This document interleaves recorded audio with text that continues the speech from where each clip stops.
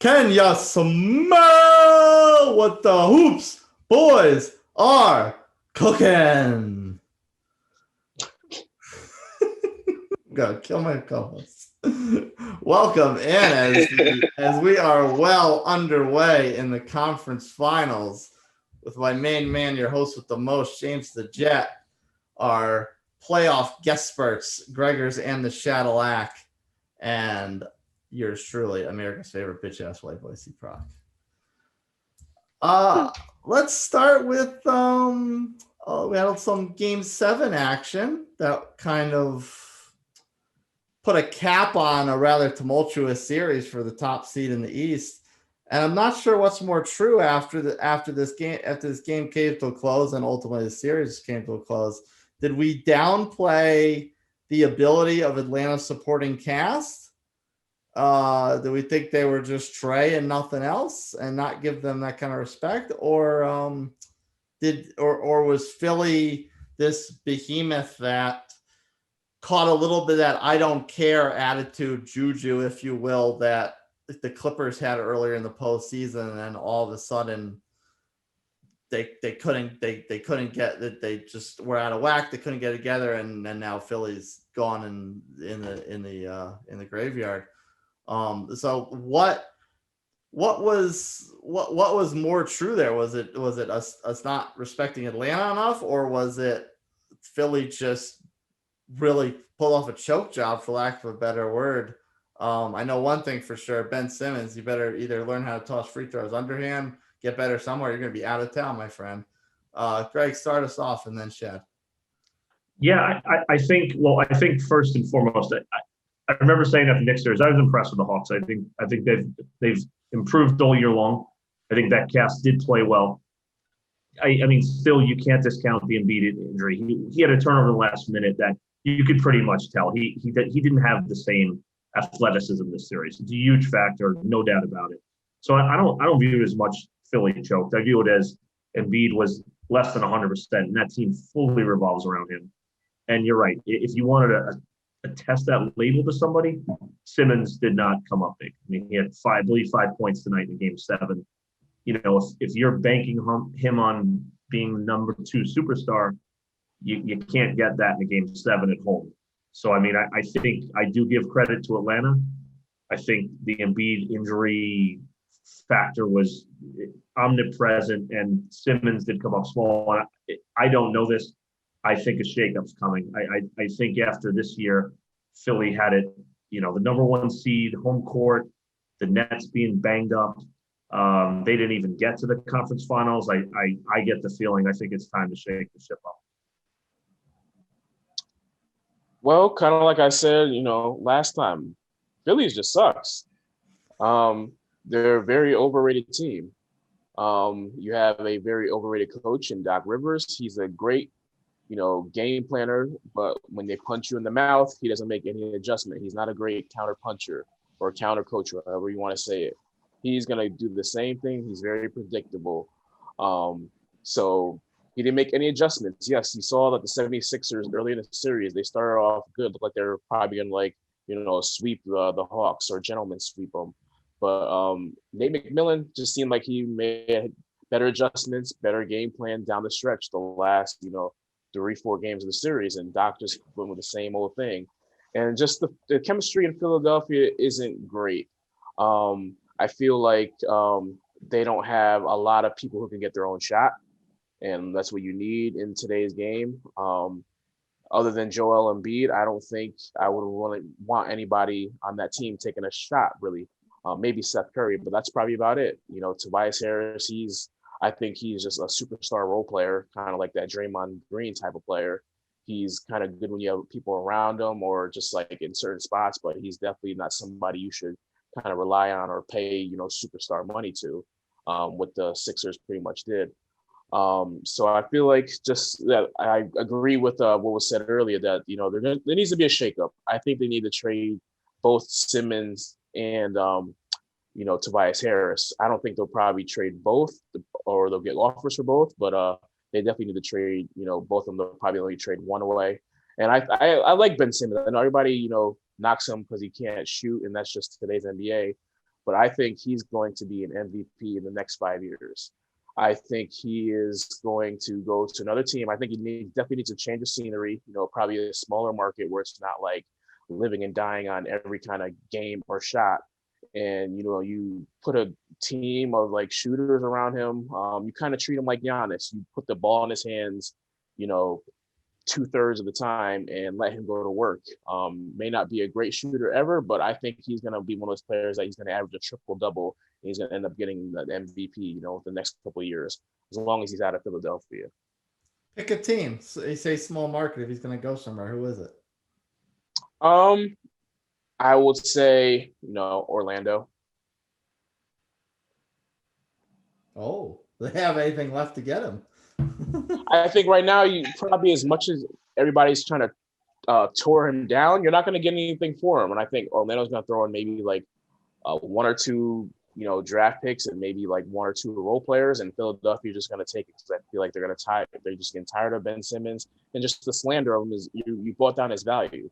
A number one pick a few years ago, and now everybody's acting like he's, trash, even though he was an all-star. Like, so I think you're doing yourselves a disfavor because what you're doing to him, like you're bringing down his value, you bring him down psychologically. Meanwhile, I think you probably have a future MVP on your hands, but you just need to give him time to grow. Maybe he's like you say, year 4, he may not just hit his stride yet. I feel like Giannis wasn't that guy till year 6 or 7. You just got to give players more time to develop, and he may not ever be a shooter, but he's going to be I feel like a very good player in the league and a future star and a future MVP. You just need to put him in the right situation, and maybe he's just not all there mentally. He probably needs a smaller market, like I said, like Orlando or I don't know, Memphis or one of those type of markets where basketball is almost like an afterthought or it's like a college country type of place. But he's going to do well. I'm almost like certain. If I could bet on it in Vegas right now and have like, Ben Simmons for MVP, within the next 5 years, I would do it. Greg, you want to get it on his bold take and throw another team in there? No, see, I don't disrespect Simmons' game by any means. I don't. The problem is though with Simmons, and I think tonight proved that they intentionally fouled him late in the game, in a game 7. To put him at the line off a rebound in the backcourt. The problem is how do you structure your team with Simmons? To me, he cannot be the 1A guy. When you can't hit a free throw, he can't shoot. And I totally respect the rest of his game, but if you're a team, even Orlando, whoever, do you want to hitch your wagon and build around him? See, that's where I would question it. I can't do that. I think he needs to be in the right scenario. Because for me, he can't be the 1A guy. Exactly that. You can't have a guy that's getting intentionally fouled, unless it's Shaq way back. But that's I don't disrespect his game by any means, but I think he has to be in the right spot. I don't think he can be the leader of the team with those limitations. And that's not him personally. That's any player.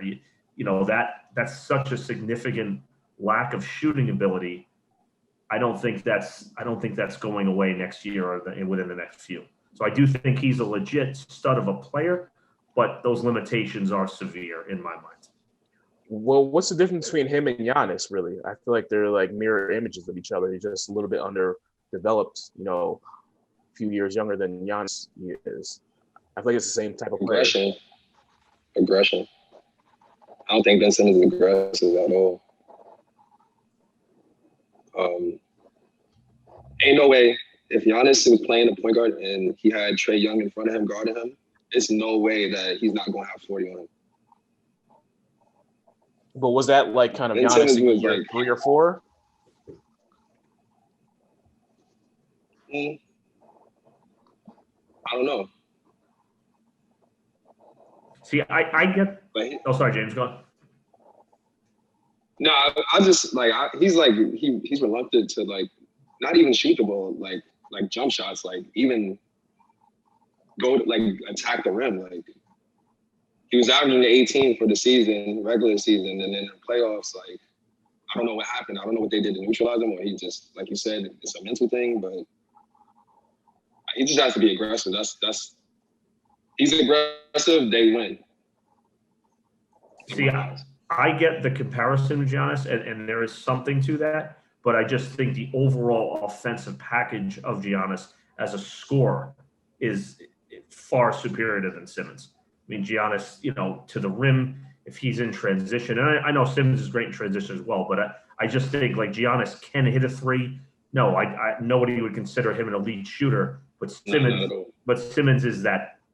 I'm not trying to dump on the guy. He's a terrible shooter, and there's no two ways about it. So I just think scoring, Giannis is on another level than Ben. He has his limitations too, and the free throws almost bit them again. And I don't disagree, but I think Simmons, it's an issue. It really is an issue. Partner, you got anything else for the boys before we switch gears to the upcoming opponent? No, I think we covered everything regarding that series. I definitely want to get into this Bucks and Brooklyn series. It was a thrilling game 7. The Bucks won on the road in the OT, which was and they got out of there with the skin of their teeth. KD almost single-handedly beat them by himself. He was like a half a shoe size from ending their season. What do you guys feel about this series? I mean, just regarding like the injuries, because that's something out of their control, but as far as like how they defended KD down the stretch, he looked a little worn out. They were attacking him. Chad, let's start with you. Oh, he choked. Let's give him the LeBron treatment. He choked. That air ball, 0 for 4 in overtime. I don't care what your stat line was. Give him the LeBron treatment. They always want to compare him to LeBron, talking about he's the best player in the game. Give it to him, and give him the same thing. I don't care what you did. Your stat line, who you did or you didn't have. You lost the series. It was pretty much on you.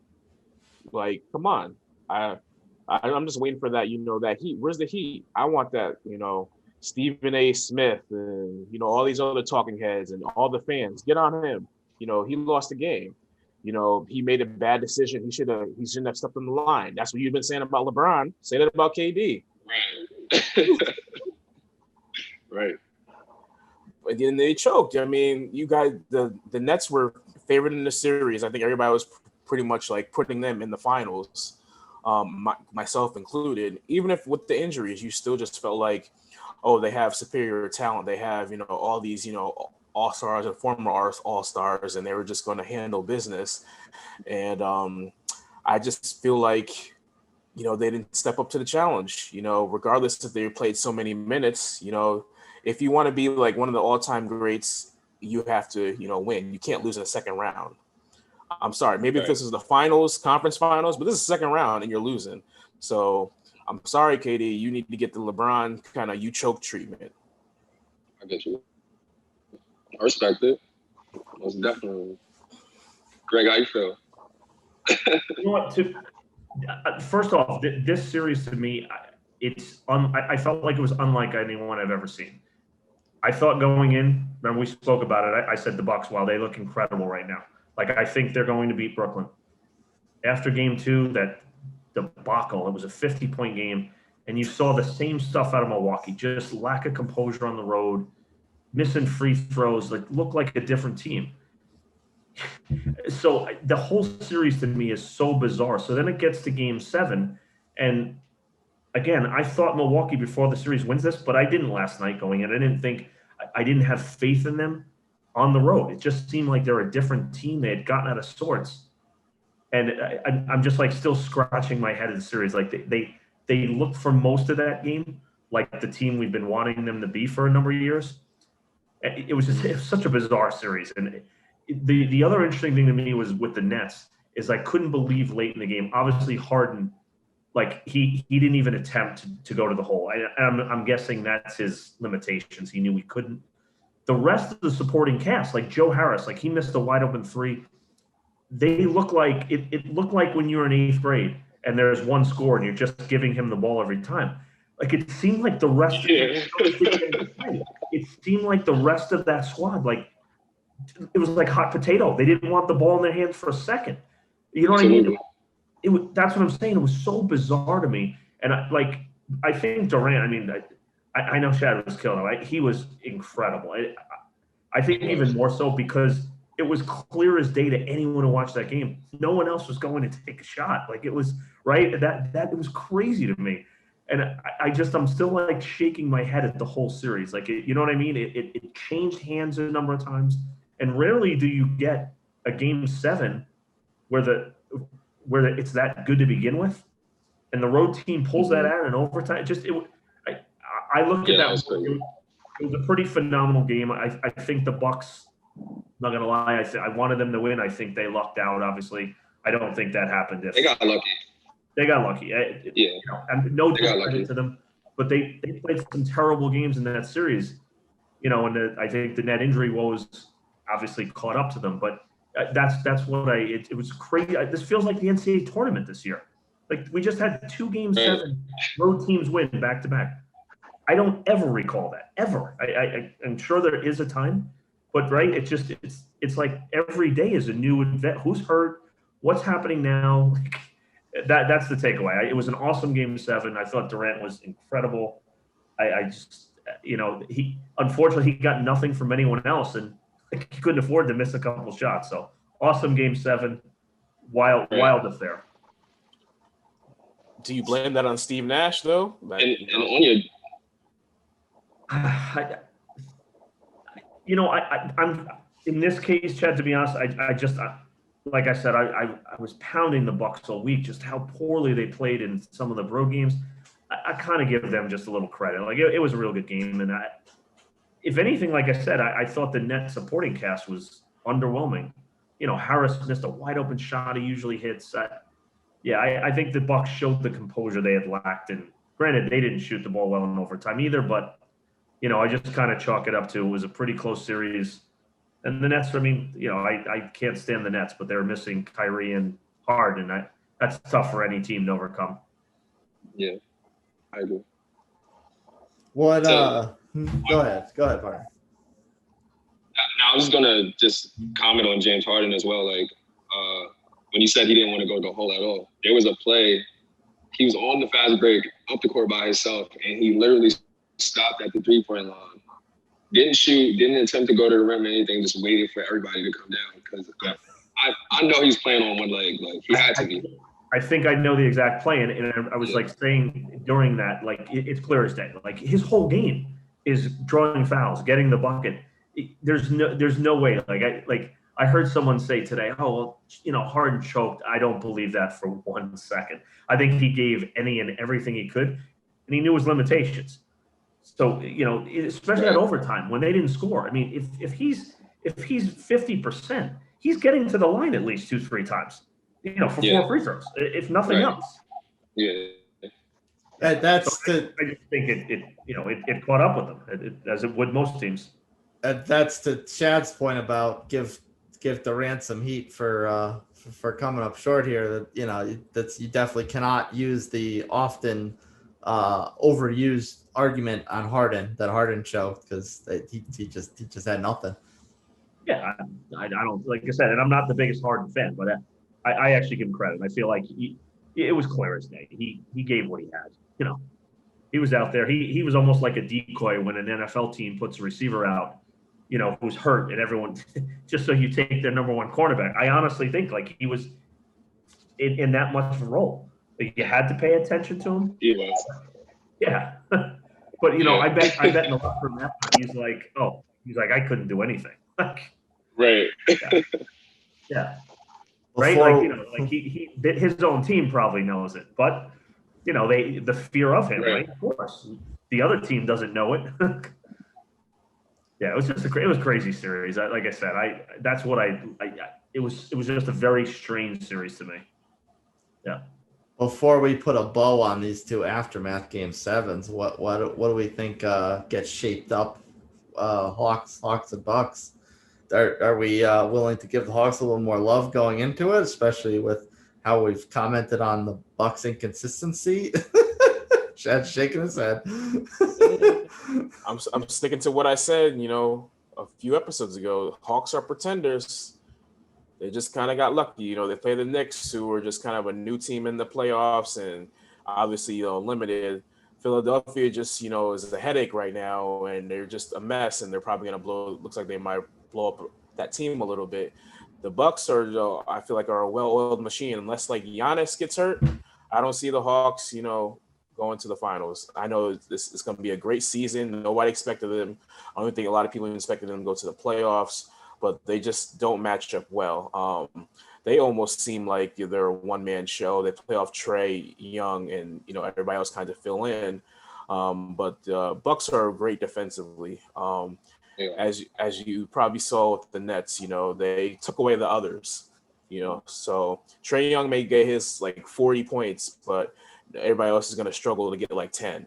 So that I feel like that's how the Bucks are going to play, and they're going to shut down the Hawks. Anybody else besides Trae Young, and I think they'll probably win in 5. Heard it here first. Josh Udonis. I thought you said. I thought you said what happened against the Sixers too, though. What'd you say? I thought you said what happened against the Sixers too, though. Well, the Sixers just imploded, and I told you Doc Rivers just sucks as a coach. He doesn't make any adjustments, so. I still stick with the Hawks are pretenders. They're just the Cinderella story, and they caught breaks, and I think this is where the story ends, and it ends roughly. I personally think Giannis is going to destroy them. It's going to be real. It's going to get dark for them, I think. Poor John Collins. Greg, thoughts? Yeah, so I think the Hawks. Listen, they hit the jackpot this year. They've had a great run. I don't discredit anything but I think they've gotten as far as they can go now. They've maximized their season. On the flip side, I think the Bucks, like to a man, they got in that locker room probably last night and were like a sigh of relief because they easily could have lost that series. If Durant's a half foot back on that last shot, they're out. I think their best ball is coming. I think. They slayed the dragon. Because they didn't play a great series. I bet to a man they would admit it. They did not. I think now they got that life. They survived and advanced. Not to be cliche, but they did. I kind of think the same. I think they're going to kick it into another gear, and I don't think this will be much of a series. I think they steamroll Atlanta. Like if I'm the Bucks, like you said, if I'm the Bucks right now, I'm like, we just beat KD. And there's no LeBron on the other end, meaning coming out of the West. Like, in my opinion, and if I'm them, like, all we got to do is beat the Atlanta Hawks, and then whoever else is coming out, we're not really that scared of them. No doubt. It's theirs to lose, no doubt. Yeah. It's theirs to lose. In my mind, they have to be the favorite right now. I don't know how anyone else could be. That's my opinion, but yeah.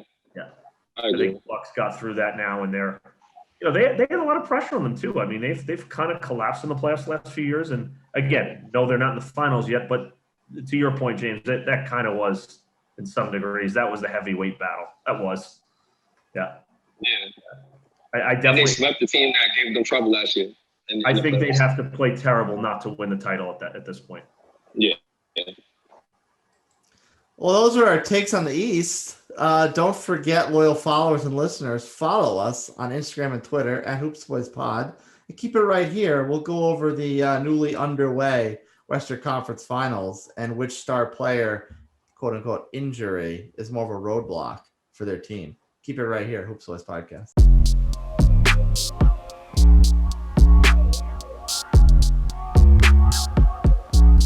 Welcome back to the Hoops Boys Pod, and now we are headed out west. And what I want to talk about is I want to give a big shout out to Ty Lue. I found it very interesting. He is 8-1 after going down 0-2 in both series this postseason. Seems like he's a god-level adjuster. You could say he's a slow starter that applies well, but anyway you slice it, once you give him your best shot, he's going to take that away from you and make things hard. I think we've seen that in both series, and I think hopefully in Chad's case, it'll be more to come in this upcoming series with the Suns, or in the series with the Suns. What do you guys think about that? Chad, I'll start with you. The home team. Well, to me, it was almost like probably my second greatest feeling, other than the Chiefs, win the Super Bowl. It almost seemed like this day would never come where the Clippers, get past the second round. They always just find some way to just kind of mess up. I think Ty Lue, I don't know if it's all him, but he did great. Like I said, he shuffled the lineup when he needed to. He relied on younger guys like Terrence Mann, who looked like Michael Jordan in Game 6, even though they kind of left him wide open and dared him to shoot. I don't know what that was by like Rudy Gobert and, Quinn Snyder and the way he was coaching, but I'll take it. But yes, I mean, my Clippers, I had a feeling, Kawhi Leonard being out, that they would just play better because, I don't know, from watching their games in the regular season the past couple of years, it just always seemed like when Kawhi was out for some reason, they almost played better, like team ball, and that's kind of what you need, I feel like. And Paul George seems to be playing, better. I don't know if he, when he's in that like the number 2 Scottie Pippen role, it just messes with him mentally. Like he can't get in the rhythm because he can't like be the playmaker as much. But he's really stepped up, and I mean, I really think the Clippers are going to make it to the NBA Finals. If they lose to the Suns, I won't be mad because this is the farthest ever made, and the Suns have probably my all-time favorite point guard, CP3. So he always have a place in my heart, but I think this is just the Clippers' year. I think the Suns, they don't have the experience other than Chris Paul, and I just feel like there's going to be some moments where they just get tight. I don't think they've really been tested too much in these playoffs yet, other than the first few games against the Lakers. They've caught some breaks. They caught a lot of breaks, actually, I feel like, with that first round with Anthony Davis going down and then Denver having a skeleton, kind of roster. The pretenders, as I call them, first round. So I'm just not sure if they're battle tested. And I think the Clippers, as they've shown the first 2 rounds, they're battle tested. They'll pull through. They come through on these tough games in the clutch, and they go deep, and they switch up the lineup when they need to. You have guys, kind of like Rondo, who's played in the past, but Tyronn Lue is not afraid to just kind of bench him and go with a younger guy like Terrence Mann. So I really think this is theirs to lose. They seem to start off slow, but I don't know what it is. They kick into gear and make some adjustments, and they just find a way to pull it out. So I'm going with the Clippers to win this. Your pretenders tag is shifting identities. Yeah, it probably is. But Denver was more a pretender, so I just maybe they're Denver light in a way, but I don't think they're bad. I think without CP3, they are pretenders, but when he comes back, I think they're a legit team. Yeah, I agree. So, Greg, how do you feel about Tyronn Clippers? I think the Clippers are being the Clippers. They're you guys remember I picked them to win before the playoffs started. You did. I will say if I'm allowed to bail on that, I'm only bailing because I didn't count on Kawhi Leonard being with all the injuries this year, the guy that was going to be out. I think it's been a great performance so far, minus the first 2 games against Dallas. But I don't like them going forward in the series against Phoenix. I think Phoenix home court's a big factor. Number 1 for Phoenix in particular. And I think the fact that, Phoenix even won today without Chris Paul shows to their depth.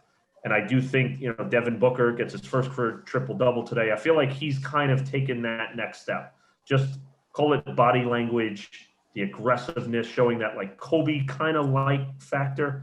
I feel like their depth is taking that step. And unfortunately for the Clippers, I think the loss of Kawhi will catch up with them this series. So I give credit to the Clippers. I don't think they'll lie down by any means, but I'm definitely taking Phoenix in this series to win.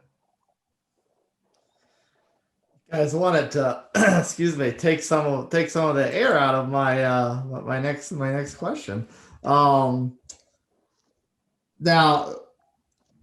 I think based on what we've seen this year, we don't want to take away the effect that Chris Paul's had on his team, but as we've noted, Devin Booker did try his damnedest to do so. Dropped the 40 spot. He had the triple double, as you mentioned. But past that, Cameron Payne played really well. He was super aggressive in the first half. DeAndre Ayton almost had a double double. And on the flip side, we spent a lot of time on Kawhi already, and Paul George has taken a lot of heat for being pandemic P, and then a little more jokingly playoff P, but not necessarily in a good way. But he also put up a pretty equally impressive performance today, dropping in 34, hitting 7 threes with Kawhi out.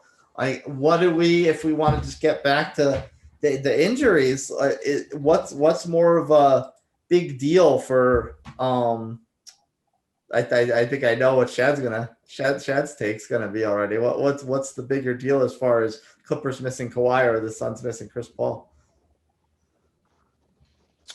Oh, I'm definitely going to say with the Suns missing Chris Paul. Like I said, I feel like the Suns, they've had kind of an easy road in this playoffs, and this is going to be a tough, grinded out kind of series. So they only have, I feel like, one other guy that's kind of been, this deep in the playoffs. That's Jay Crowder. And he's just kind of just a role player. They need like that superstar player to kind of guide them in these tough times. And it's going to be like, I feel like it's going to be like a 6-7 game series. It started off, they got the win today. I feel like the Clippers, were just kind of drained and just tired from these past 2 series going deep. And the Suns, have been pretty easy series. So I think CP3, he's, like I said, he's the best leader in the NBA. I take him over like even LeBron James as a leader, just because what he does, without scoring.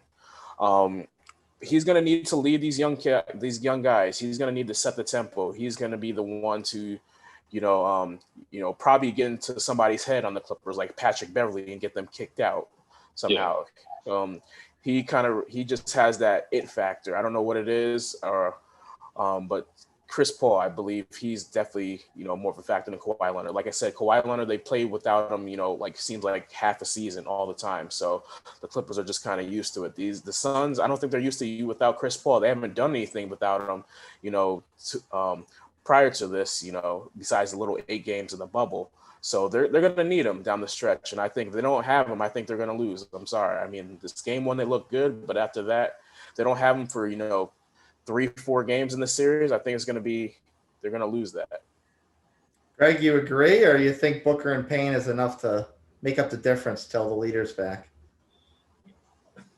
Okay, but if the Suns, so I thought just going into this series, I thought in my head the Clippers kind of had to get today, because Paul was out. So Right. It doesn't seem like, and again, we don't know this, it doesn't seem like he's going to miss the whole series, but I feel like Phoenix Cameron Payne in the Lakers series, he was excellent. Like even one of the games that they lost, he had like 15 points in a 4-minute stretch.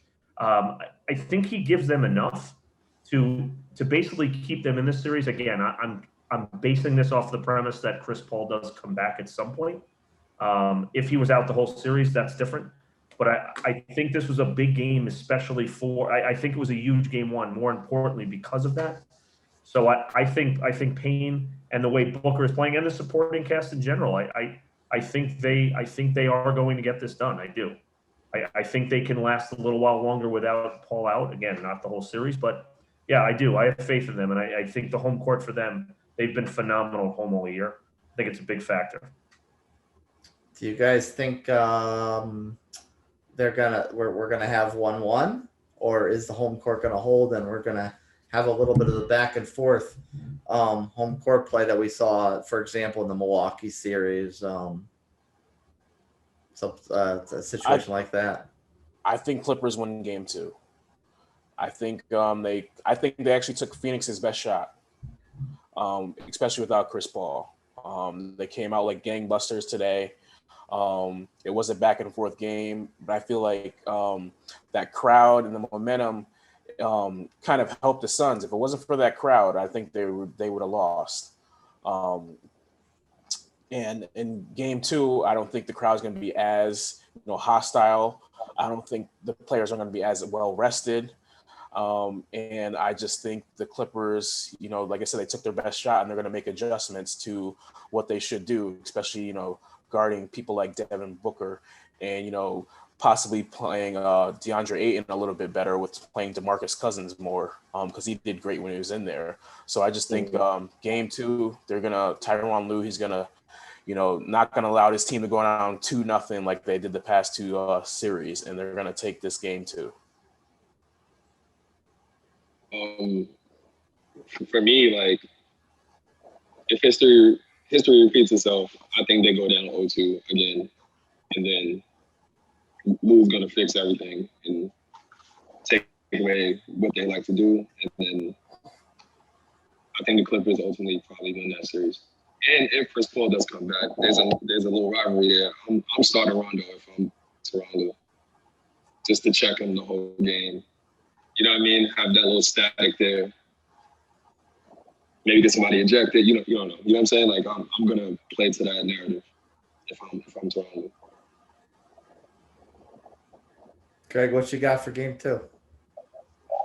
Again, not to be evasive, the Paul status is a huge factor. But I honestly, I think I would take Phoenix in game 2 regardless. I don't. With that being said, I don't think the series is over if Phoenix does win that second game. But that home court, like Chad even said it was a huge factor. I think it will be again. And I think the confidence factor that they could win without Paul, that definitely doesn't hurt. So I'd take Phoenix in game 2 as well.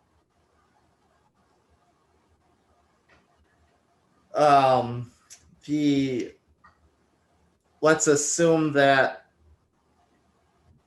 even if not for game 2 past that, we get both stars back for the remainder of the series. Are we going to have a nice gem 7-game series, or are we going to see one of these teams close it out for whoever it is, whatever reasons may be? Are we going to get a nice long series, or is something going to happen in the middle of it and close early? I don't believe it's going to close early, regardless who does or does not play. I just think these are two, grinded out, tough teams who are probably going to. One of them is just going to pull out, a buzzer beater or something just to beat the other team. So I would think it's going to go at least 6. I'm probably predicting 7. Only way I don't predict it is if somebody important in one of these teams, one more person goes down. I think these teams are just very well matched up. I just give the edge to the Clippers just because of experience.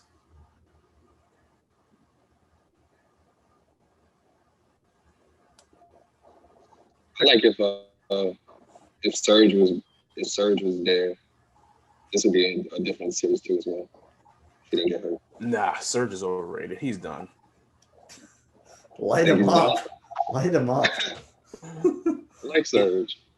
I thought Zubac had some really good minutes this year. Like he hasn't done much in the playoffs, but like at sometimes, Chad, what's your take on that? I thought he was actually playing better than Serge was for a while. He was playing good, but now I don't know. Teams are exposing him on the pick and roll. He's very slow-footed on defense, and I don't know if you watch all the games, but they would every time he's in the game, they put his man in the pick and roll, and they would force him to kind of move his feet, and that's not his game.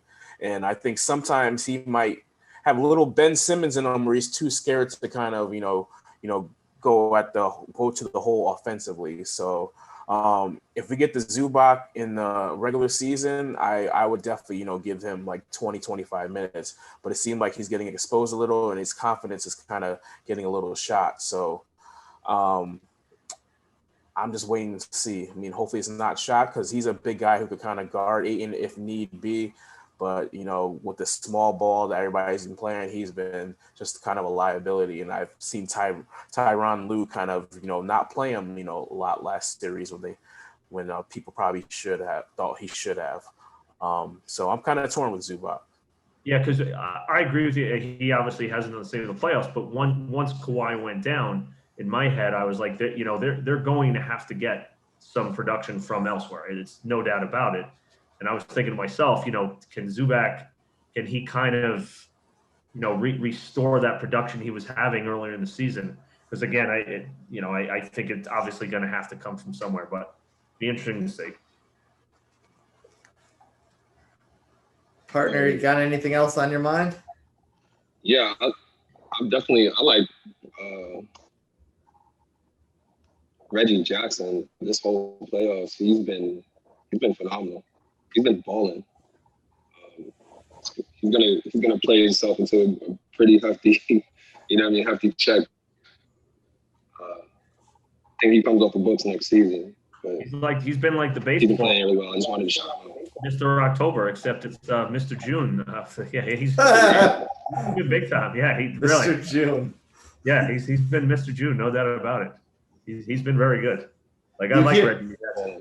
Funny, just quick sidebar. I saw him in college in BC versus UMass, and I didn't know much about him. And all of a sudden, that guy was just going to the lane at will with authority, and I'm like, this kid's got to be pretty good. Well, yeah, that's a long time ago, but Mr. June he's been doing it a long time, but he's been even better this month. You heard the new moniker here first, Mr. June. Let's get it viral, people. When we come back, we'll be talking about some coaching change-ups and the all NBA teams where one of these things don't belong. Who's Voice 5?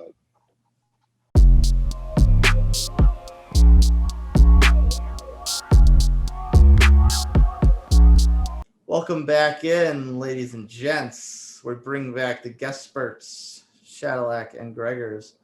Going to talk a little off-court action, little coaching carousel.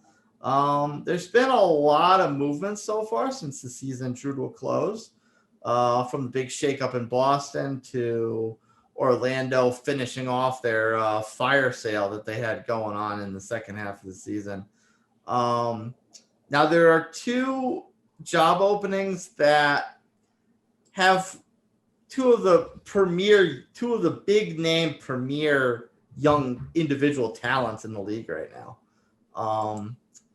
And I am talking about the oft described mini LeBron in Zion Williamson down in the Big Easy, and the player that many think that will be the next face of the NBA and the do everything swingman big point guard Luka Doncic down in Big D. If you guys had the choice between those two jobs, which one do you think is more attractive, or is there another job not either one of those that's more attractive? Do you guys not think that do you guys not think that coaching either one of those monster talents is the best job available? Greg, take it first. For me, it would be Dallas, no doubt. I don't love Dallas's roster right now as it's presently constituted, but I think the number of factors, what you alluded to with Luka, I do think he is a generational talent. I think he's going to be the guy that, similar to the LeBron factor over the years, that guys are going to want to go play with. So I think his ability to attract other free agents is immense. And I actually think ownership is a factor here. I know, people love or hate Mark Cuban. He has shown, not always correctly, but he's shown the willingness, make an analogy to like Steinbrenner with the Yankees way back. Like he's going to put the money in. He's going to invest in the team. They say the facilities, the peripheral parts of that organization are second to none. For that reason, I think Dallas, for me, again, I think that roster can be turned over, even with, like I said, Porzingis, that doesn't appear to be a great fit. But I think when you have a player like Luka, you can figure the rest out, and people will want to come to play with him. So for me, it's Dallas. I have to go with the Mavericks. Shad, do you agree, or are you going to take a little contrarian take? No, I fully agree, but I'll give you different reasons why I agree. I just think, New Orleans, they don't have the right pieces on that roster. They got talent, but they just don't gel well. And I think you're probably gonna have to blow it up. I think you probably have to get rid of Ingram, probably have to get rid of Lonzo. I mean, Zion sounds like he's on the way out. People were talking about him not even signing an extension. You don't know with this health, he's been one of those players that's been off injured. And right now he seems like a headache. He hasn't even done anything and he's already complaining.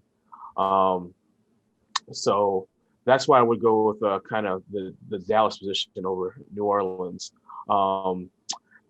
Like I said, Luka, he seems like he's kind of the next it guy. He's done more with a lot less than in New Orleans. I feel like if you swapped him and Zion, you know, New Orleans would probably be a contender for the championship, and Dallas would be the worst team in the league. I just think that's how much of a talent gap that there is, and that's how much, Lucas has done. Um, I mean, I like Zion's game, but he just reminds me kind of Blake Griffin. Years ago, he has kind of a short shelf life. So I don't know how much you want to kind of go in.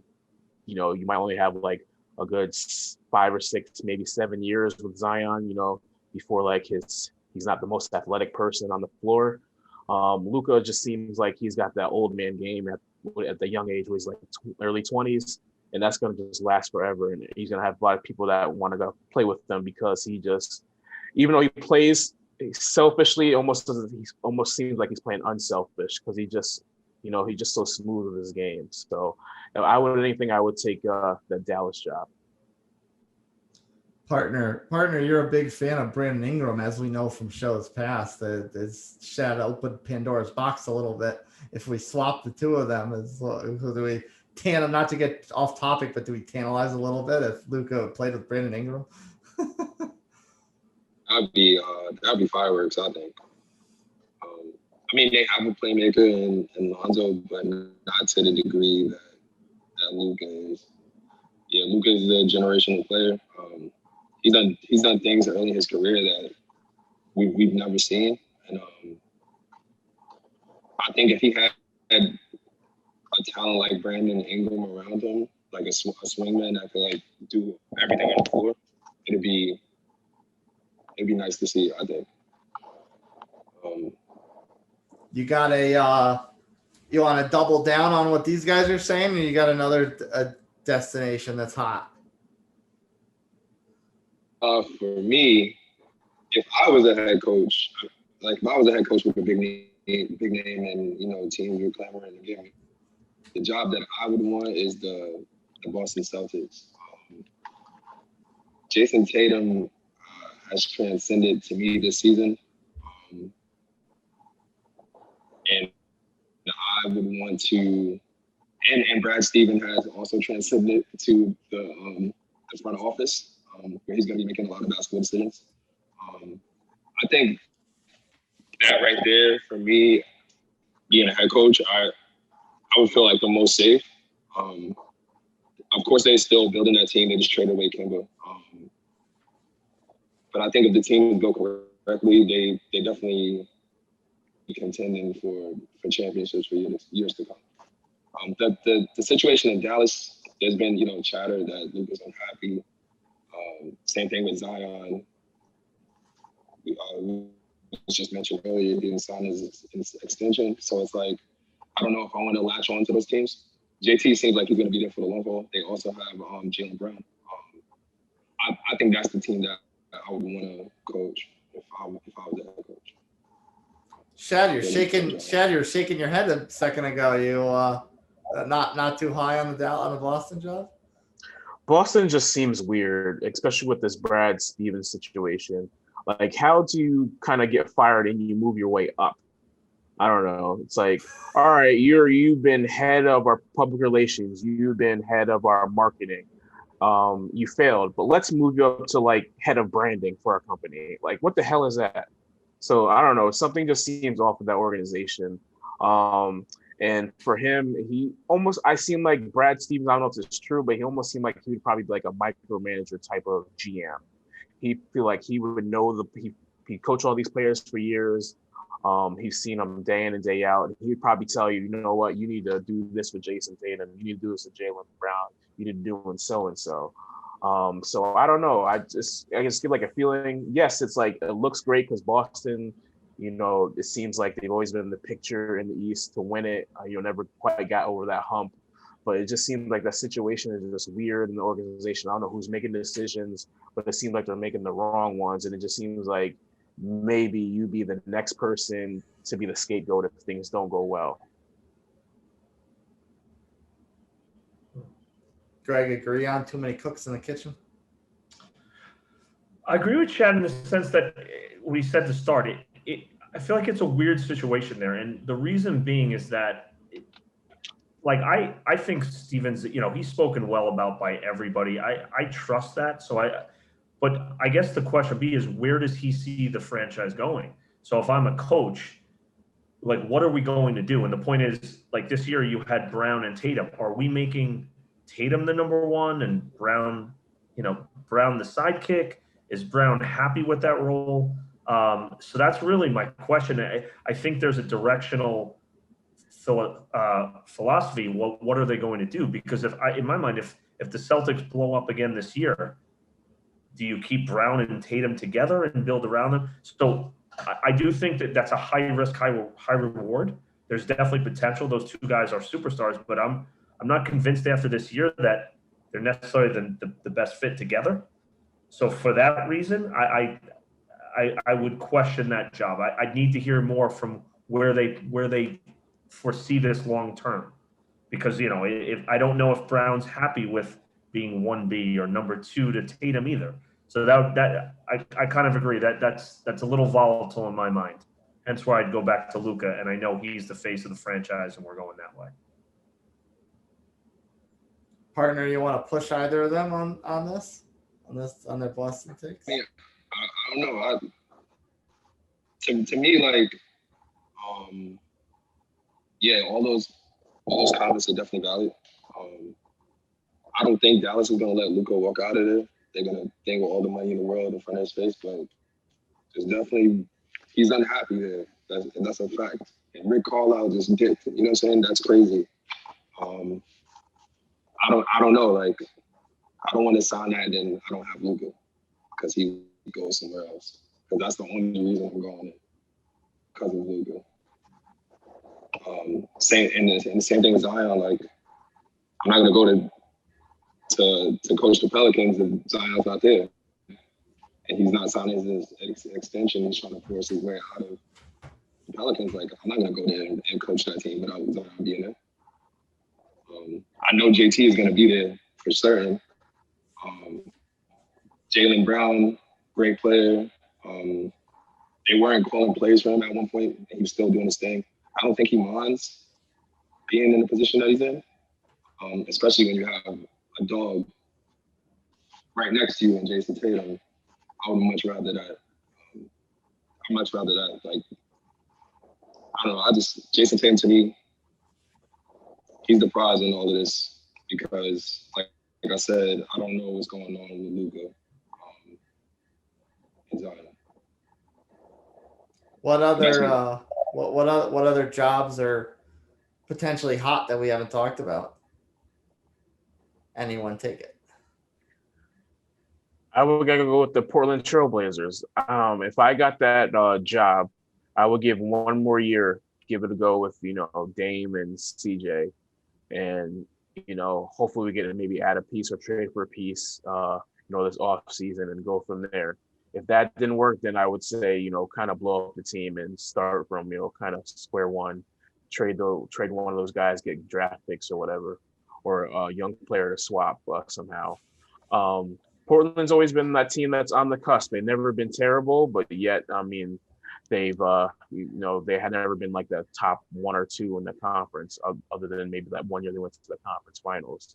So I think it's never been a high pressure market where they feel like they need to win right away, with the exception of this past year, because they've been, I think they went out in the first round for the last 5 years. So I think you're going to, the fans are going to be behind you, to kind of keep the team together early. And then if you do blow it up, I think everybody's going to be kind of understanding because the team has just kind of never gone over the hump. And you have very lucrative assets in that team. You have some pieces, like Nurkic, you have Melo, you have Powell, you have, a couple other guys. So you have some people to work with if you went there. And, you could win now, but also you could all blow it up. And I don't think anybody's going to want to, come at your door with pitchforks saying you're a terrible coach in 2 years if this happens. Portland was one of your pretender label. They are pretenders, but I say they're about a piece away. from being probably like that top 2 or 3, if they somehow, get one of these frustrated, superstars, um, um, or all-star like kind of caliber players and pair them with the people they have, I think they could, kind of work, get better. But at the same time, you could trade them and you get all these future like first round draft picks, and you're ready to go in a couple of years. So I think it's a win-win situation for both. You can win now, or you can, win later down the line. And I don't think anybody's gonna have a problem with what you're doing. Greg, you agree on Portland? Or you got someone else? Yeah, no, I do agree. I think Portland is a good spot. Different take, not against Portland. I was just thinking this. I think Washington is intriguing, is how I put it. Reason being, and I don't think it's for everyone, but I think if you're a young coach, if you're someone breaking into the ranks, I think that can be a place, because it's either going to go one or two ways. Do they keep it together and build around, which I'm not sure they do, but you then have Westbrook and Beal, and you have a lot of young kids. I think there's room for improvement. And B, if they blow it up, I'm guessing they keep one of the superstars. But even if not, I feel like there's some decent young kids there. And if you come into that situation again as a new coach where not a lot is expected, the expectations aren't too high. So I think for someone breaking into the coaching ranks, I think Washington has secretly some good value there. Like I said, if they keep those guys, great. They can possibly make a run. And if not, like I said, you're building and you're showing your ability to develop a team. So I think it's a good opportunity for a certain coach, not like a Carlisle, not someone like that, but a very good potential opportunity for a young coach. Nobody brought up the Pacers, and a lot of us, if not all of us here, love Domantas Sabonis. Did Nick Nurse Jr., as I like to call him, make that situation too toxic for anyone to succeed there with the core that's in place? Nick Nurse Jr. Well, it's easier to say that than the guy's real name. Yeah, I don't know how to pronounce his name. I'm not gonna lie. Now, Pacers got some good pieces. They got Karis LeVert, Malcolm Brogdon, T.J. Warren. I don't know if he disappeared this season, but he's pretty good in the bubble. The Holiday Boys. The Holiday Boys, yeah. Yeah. You guys have a quick thought on Indiana before we move to something else? With Indiana, I feel like they're just too middle of the road. I don't think they have enough pieces really to be in like that top, 4 or 5 in the East. But at the same time, they're far from, the bottom. So you're almost in no man's land where you're probably going to go around 500 and not really do anything. And you're probably going to be fired in like 3 or 4 years, unless they somehow just drastically change the team. I think they have too many B plus players, and they have no A players. And I think that's what you need in the league, and they don't have that. I kind of somewhat agree with that take. I don't, like you're saying, if you're looking to take a job, I agree with Chad. Like Indiana, they are a good team. They're nowhere near winning a title. So they're kind of in that, like I used to say for years, if you're playing for the 8th seed, you're going to be playing for the next 30 years. I think they're a little better than that, but they're nowhere near a title contender. So again, I'd almost, when I just brought up Washington, I'd almost rather take a team that I know I can develop, we can rebuild, not be in that 6, 7, 8 seed for years, because that's kind of no man's land. So I agree with that take.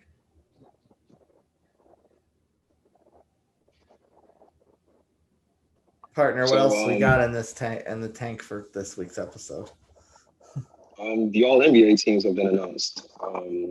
There's some controversial picks, and I want to unpack that. I want to start with the first team. So I'm going to name, the first 5 names on the first team. So we have Giannis, the Greek Freak, Stephen Curry, Luka, the Joker, and Kawhi Leonard. I think all these people are very deserving of being on the first team. How do you guys feel about that? Anybody you think doesn't belong, or you would replace somebody with someone? I would take off Kawhi. Yeah? Yeah, he's my boy, but I would take him off just because the whole load management. I don't know. That just doesn't scream first team All NBA to me. And like I said, I think they played, just as good when he was out. I would probably slide in, I would say LeBron James. I know he got hurt, but you see what his teams do without him. And missing 25 games or whatever it was because of injury is different than just sitting out just because you just don't feel like playing. Right. Chad, I actually agree with you, Kawhi, and it's not a cut on him. I know he missed games, not willingly. I'd put Embiid in there. You have to. What did the team do? In a pretty strong top of the East with the Bucks and the Nets, Philly took the number 1 seed. I know they're knocked out as of today, but I would put Embiid in there. I mean, he pretty much was the MVP favorite, I would say, for a decent part of the season. Then he started missing games, but I would put Embiid in for Kawhi. I like that. I don't have so much of a problem with Kawhi being on the first team, but of the 5 of them, if I had to take one off, it definitely would be him. I think Embiid would be a solid choice to replace him, or Chris Paul. Second best team in the West. Obviously, the voting was done before the playoffs, but still stands to be noted that they're in the conference finals, and they were garbage last year. They were garbage for years before that. So, I mean, if it's not Embiid and you move down Kawhi and move someone else, I would say Chris Paul too, because I don't know. Yeah, the voting might get logjammed with 2 centers there. So if they can't get Embiid on, I would go with Chris Paul. But I want to push Shad a little bit on his LeBron take, because LeBron missed a lot of time, and so did Kevin Durant missed a lot of time. But why does LeBron still get, despite that they're both similar cases with missing a lot of time, why does LeBron get the love of getting second team, not even just third team, but just up to second team, and Kevin Durant's just nowhere to be found? Right. I don't understand that. I think the big thing is that LeBron is in the West. He has less talent also to work with. And just, I know it's probably not right to say this, but just LeBron has that stature. He's been doing this, for over 15 years. His team, there's a big, kind of drop off from when he plays and doesn't play. And he played phenomenal before he got hurt. He was, in the MVP talks. I believe Kevin Durant never really was, because he always had all that talent around him, and he was in the East. He was expected this team to be good, even if he wasn't there. If it was just James Harden and Kyrie Irving the full year, you'd probably pretty much expect the Nets to be in the same position that they were. Without LeBron, the Lakers are, probably in, not even in the playoffs. So that's where kind of just draw the line right there. That's a fair argument, but do we want to view the all NBA teams as a career recognition type of player recognition type? Because it's supposed to be that season, the best in the league, 1, 2, 3 tiers for that season. It's not necessarily supposed to be this kind of, you're the GOAT, you're on the team. I hate that nickname, by the way. GOAT's supposed to be a bad thing if you go back 20, 30 years. Yeah. Right, but I just feel, like I said, LeBron, when he was there, he was in the MVP talks. He was probably top 3. His numbers were always great. It was just the injury that kind of stopped him. And you see, it was a huge fall off from when he left. They went from, were they like number 3, 2-3 team in the West, and they went to the play-in game. So I think that alone kind of speaks to his value, much like other people, we're going to talk about later on this list. That's also contributed Anthony Davis too. It wasn't just LeBron. Yeah, AD was out too as well. But you really think if AD was in there and LeBron wasn't, that they would be just that the record would kind of be the same? I don't think they would have fallen as far back as they did. Now, I mean, obviously they're going to fall back without both of them. But yeah, I don't think they'd be playing if AD was playing. Greg, it'd probably be like 8 through 7, 8 through 6. Well, I think this is, if we're using LeBron, I think this is we just talked about Embiid, the Embiid versus Joker MVP discussion.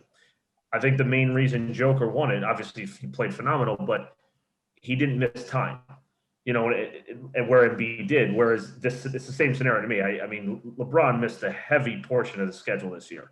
So just Chase, off your point, no one disagrees with the value LeBron brings. We all acknowledge that, but I can't put him on the first team this year. He missed too many games, So you have to be there. Again, it's an injury. It's not. He didn't willingly sit it out, but I can't put him on the first team this year because of that. But why does LeBron get that stature to still get second team and Durant doesn't?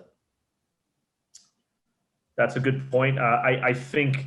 I mean, to Chad's point, there is some relevance there. I mean, yeah, acknowledge when he wasn't there how poorly they played.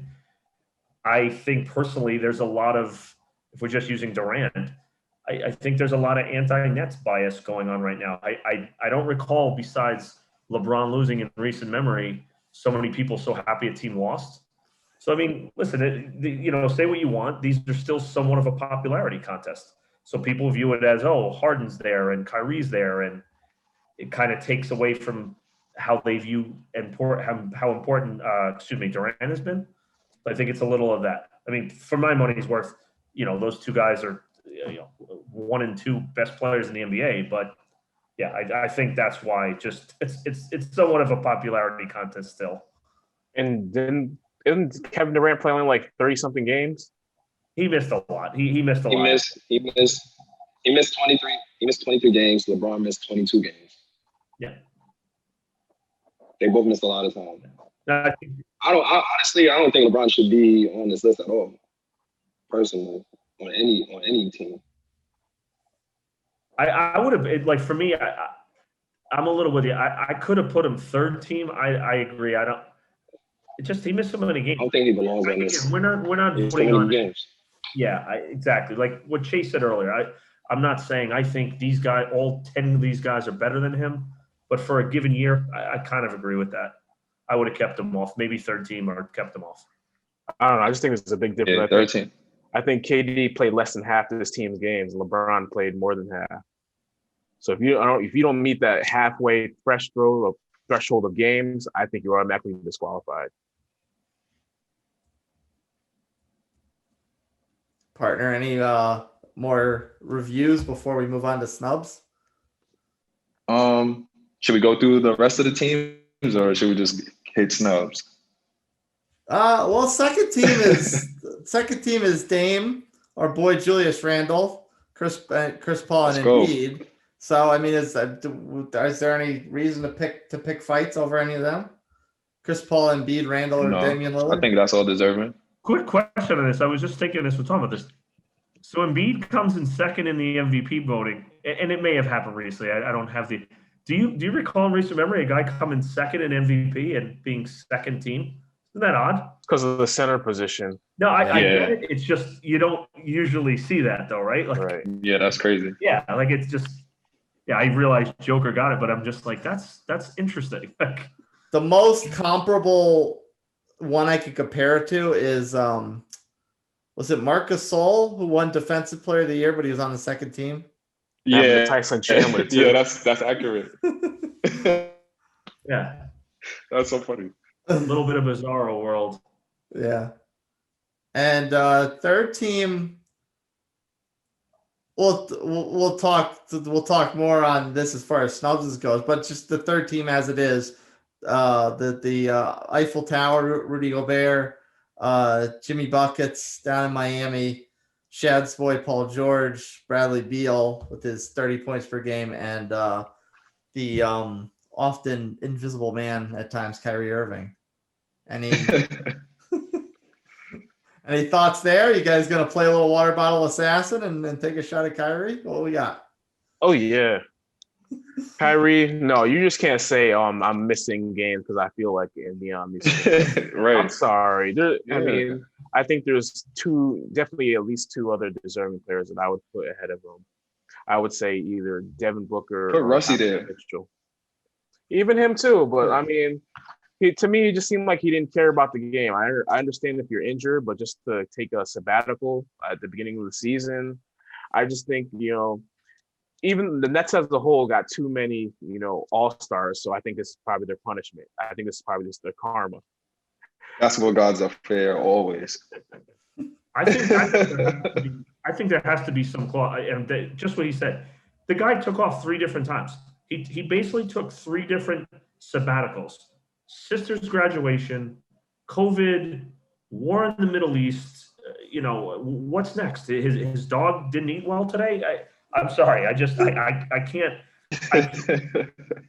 I acknowledge how good he is, but you can't take off 3 different times, for whatever reason, and be put on an all-NBA team. So I'm on principle, give me the guy that shows up every day. And listen, he put that team in a frenzy, especially early on. The rest of the team is probably sitting there. What is he coming back? What's he going to do? So I'm sorry. I'm so anti-Kyrie for that stuff. I'm with you. Keep him off any team. I wouldn't put him on the 10th team on principle. Now, I got to ask, if you're going to open up the can of worms, do you think that they would have bothered making the move on Harden had Kyrie not dipped out so early on in the season? That's a valid question. I mean, do I think it had to play somewhat of a factor? I mean, obviously, if they had a chance to get Harden, you're going to jump on that. But it had to be. I mean, if you've put all that money, the Nets have basically, they almost have to have a championship, or they're going to be where they were when they traded, for Garnett and Pierce. They have no picks now, so they were all in before that. They're almost boxed in at that point. So I mean, I guess it had to play some factor. Put it this way, it raised the urgency 1,000% that we have to have him. So. Yeah, I mean, listen, say what you want. We all know he's great. He's a head case. And, that's a problem. And that's, like I said, that did cause a frenzy for the Nets early on. And I think it will going forward. You never know where he's going to be. Shad, what do you think? No Harden if Kyrie stays, or if Kyrie doesn't leave? Got him regardless. I think this is something they've kind of planned over the summer. A lot of these superstars are, friends. KD and Harden played together, many years in Oklahoma City. And I just think there was something they conspired to do. That's when James Harden kind of showed up out of shape, and he was just kind of being lackadaisical. And it just felt like this was a plan from, the beginning of the summer. So I think that he would have went there regardless. Maybe this is just maybe they give him a little bit more urgency, but I think this is something that, they just knew they were going to do from day one. Superstars have all the pull, and it just seemed like James Harden didn't want to go anywhere else. He probably could have went to Miami or any other place and, been, the main guy, but he knew, this is going to be like another super team. This is probably like his way to kind of get a ring in his prime. Right. Now, as far as snubs are concerned, Shad alluded to it a couple minutes ago. I think the biggest ones for me are Devin Booker, which I understand might be a hard argument to make as far as finding room for him because Chris Paul's already there on one of the teams. But Devin Booker is definitely someone that stands out a lot. Spida Mitchell, someone to me that stands out immensely. He was my MVP favorite at a couple different times during the year. He was the best player, top scorer on the best team in the league. It's like, I understand they got Gobert, and I'm not trying to take anything away from the season that the Tower had, but at the same time, where is Spida Mitchell? What are the other? I mean, we got a few more. I mean, the third one to me would be Russell Westbrook. He has another triple-double, and Shad said in the past, what triple-doubles are meaningless now. We don't care anymore. But right. What do you guys think? Is it one of them? Is it someone else? Like, who's the stubs? Like, if you take off Kyrie, if you take off somebody else, who's that other player to take off the team, and who's coming in to make third team, second team, whatever? I'm going to jump in on this one. Russell Westbrook. That team was horrific. I mean, they literally looked like they were going to finish 10-70 at one point in the year. They were horrific. And I know people, have objections against his game, too ball heavy, etc. He was incredible. Like, seriously, like they were giving up 125 a game and still winning games because he was that prolific offensively. So for them to get into the playoffs, seriously, like, it was incredible. Bradley Beal got hurt along the way too. So not only was he out a bit, he wasn't anywhere near 100% for a good while when he came back.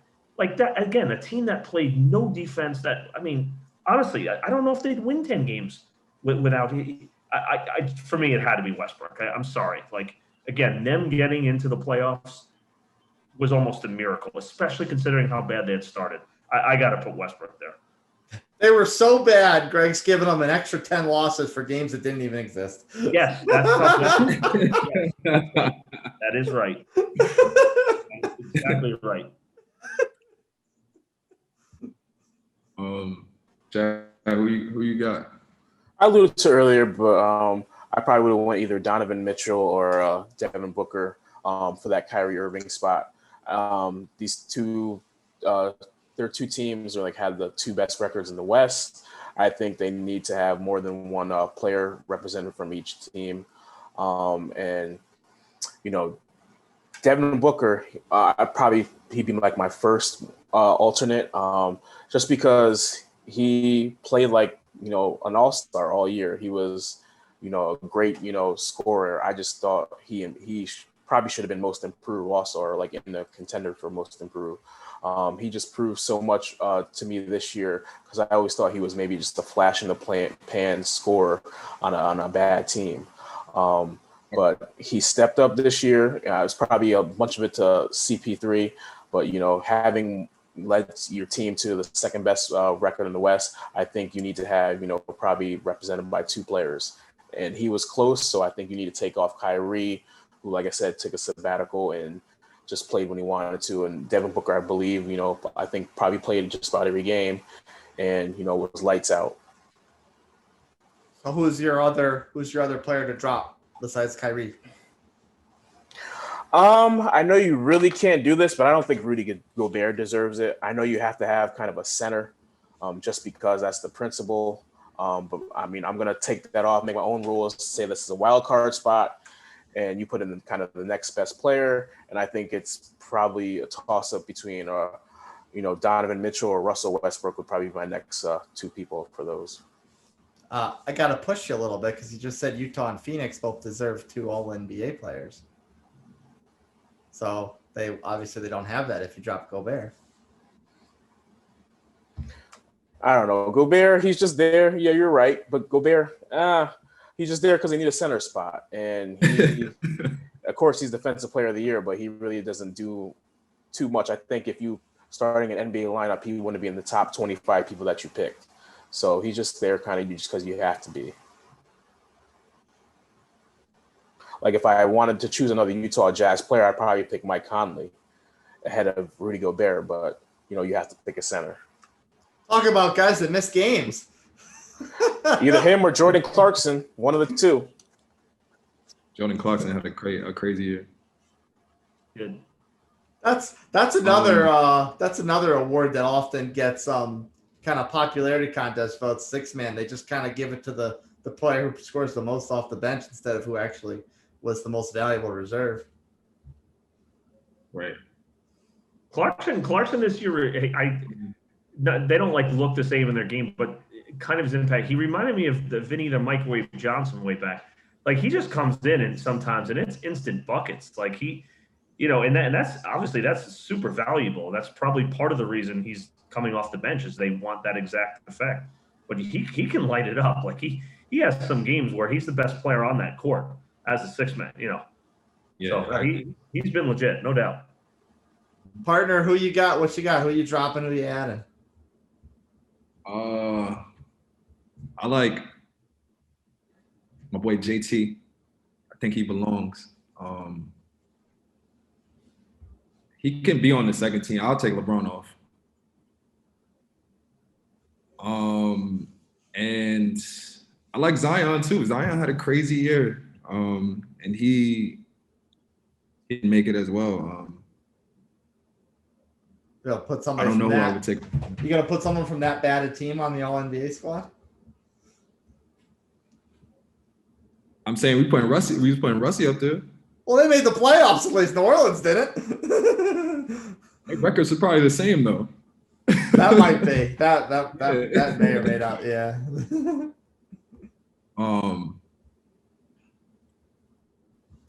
Dang, I don't know who I would take off.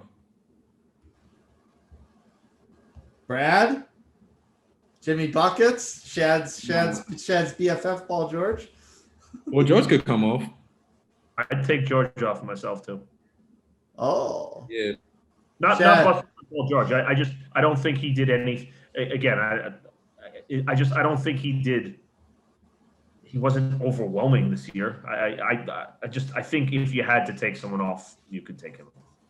Shad, you gonna defend your Take boy? Jimmy off, yeah.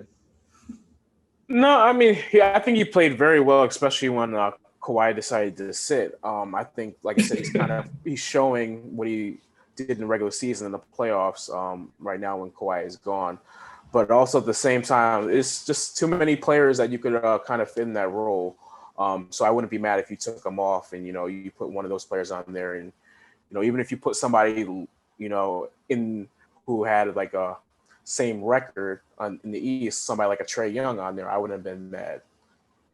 Yeah. So I just think that it's interchangeable like that third. Just about anybody in that third team is kind of interchangeable. So I can't be mad at that at all.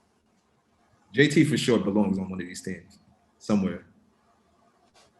Well, I agree. I mean, based off his year, no doubt, but I'm guessing they're judging Boston's season as a whole. Right. So that's obviously the only reason he didn't make it, because the numbers are there. As dumb as it sounds, they were severely underwhelming. He did carry them, but I have to think it's that. He's not being rewarded because he was, I guess, considered the best player in a team that severely underwhelmed.